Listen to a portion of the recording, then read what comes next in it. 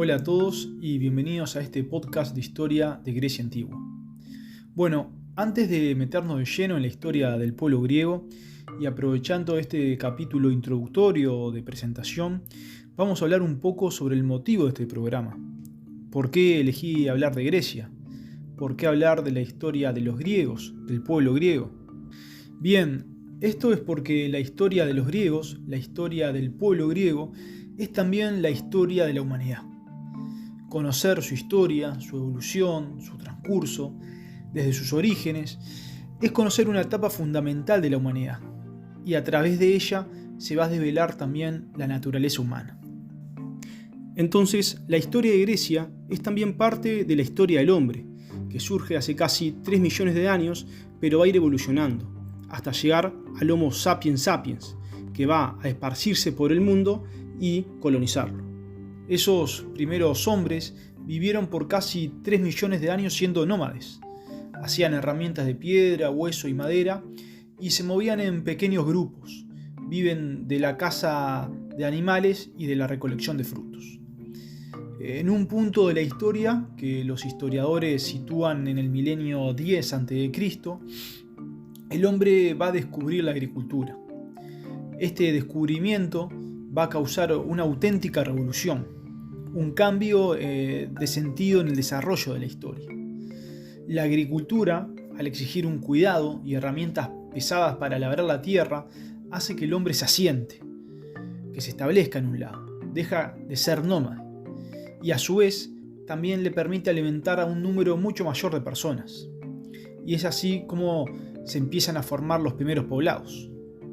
Primero aparece la aldea, luego el pueblo, después las ciudades, y así van creciendo los poblados hasta aparecer las primeras civilizaciones, es decir, sociedades con cierto grado de desarrollo, que en el cuarto milenio antes de Cristo empiezan a aparecer primero en la Mesopotamia, entre los ríos Tigris y Éufrates, luego en el valle del Nilo, es decir, en lo que hoy es Egipto, también van a aparecer en China y un poco después va a aparecer en Europa, precisamente en Grecia. Es en Grecia entonces donde se va a formar la primera civilización europea, que le deja un legado cultural y científico a la Europa actual. El pueblo griego, sobre todo, va a definir el curso de la historia de Europa. El hombre siempre se vio intrigado por conocer sus orígenes, así como los del mundo y los del universo, y por intentar encontrarle un sentido a su existencia. El pueblo griego fue un pueblo que creó una mitología muy vasta en un afán de intentar explicar y racionalizar aquellos fenómenos que no podía entender. Pero este pueblo no se contentó con el mito, y en su desarrollo empiezan a buscar una respuesta a estas preguntas a través de lo que ellos denominaron el logos, ¿no? Es decir, la razón. Y comienza entonces acá el despertar del pensamiento griego.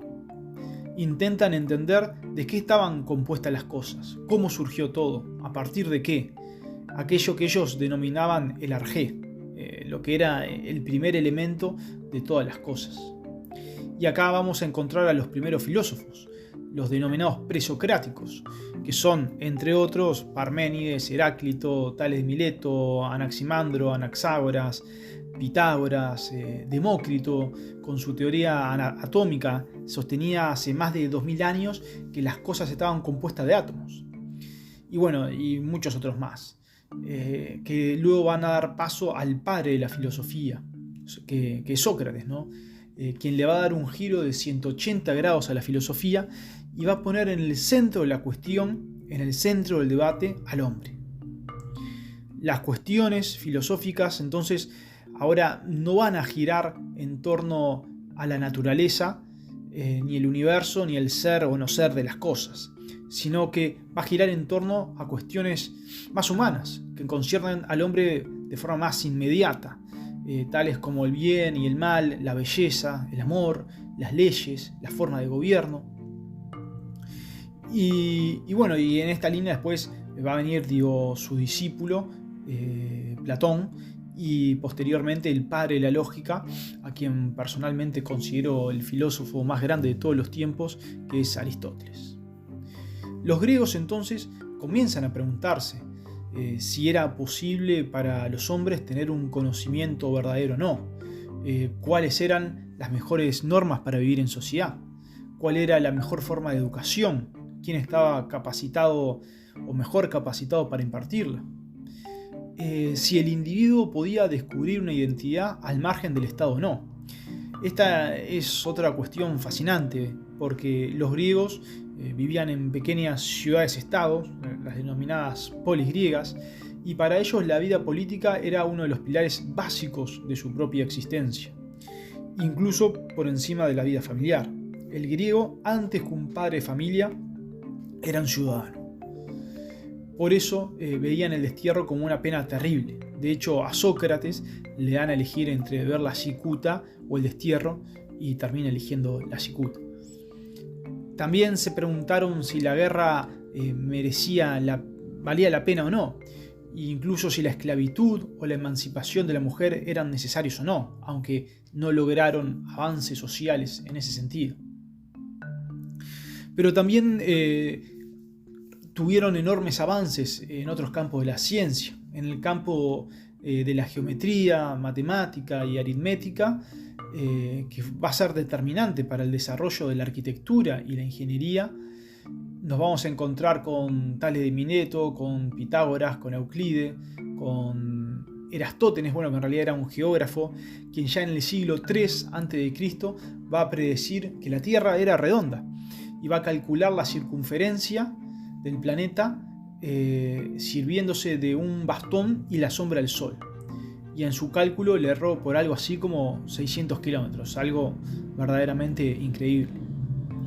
Nos legaron también su ideal de belleza, los Juegos Olímpicos, que suspendían hasta las guerras. Muchas veces los griegos estaban enzarzados en luchas entre sí y cuando llegaban los Juegos Olímpicos deponían las armas, iban, competían entre sí honrosamente y luego volvían para continuar luchando. Desarrollaron el alfabeto, inventando las vocales. Ellos toman el alfabeto de los fenicios, que no tenía vocales, y hacía que su uso fuese más complejo, tanto de entender como de utilizar. Y al agregarle las vocales, van a dinamizar la escritura, la facilitan, democratizan el acceso a la escritura, el conocimiento, la expresión y la manifestación. Y bueno, obviamente este alfabeto va a ser una fuente inagotable para los historiadores, ¿no? Esto también va a permitir un mejor desarrollo del teatro, ¿no? Que es una invención, es un invento griego, y dentro de ellos los dos géneros que son la comedia y la tragedia. Acá vamos a encontrar a grandes dramaturgos como fueron Sófocles, Eurípides o Esquilo. Desarrollan la poesía. Acá vamos a tener la Ilíada y la Odisea y vamos a encontrar a grandes poetas como Hesíodo, a Safo de Lesbos, una poetisa que vivió en el siglo VII a.C. También van a desarrollar la poesía lírica, que era una poesía recitada con una lira, y la poesía coral, es decir, el canto de coro, ¿no? También va a ser griego el primer historiador de la antigüedad, que es Heródoto, el padre de la historia. Luego también van a aparecer otros grandes historiadores como fueron Tucídides y Jenofonte. Pero el pueblo griego fue sobre todo un pueblo amante de la libertad. Fueron los inventores de la democracia. Si bien va a ser una democracia mucho más rudimentaria en muchos aspectos que la de nuestros días, tenía la ventaja de que era una democracia directa. Y en el terreno de la política y el derecho, que desarrollan bastante, vamos a encontrar a Dracón, a Solón, a Clístenes, a Pericles y también a Licurgo. Fue un pueblo vanguardista, del cual luego los romanos van a copiar muchas cosas, desde la mitología, que es una simple adaptación, hasta la forma de organización política y social.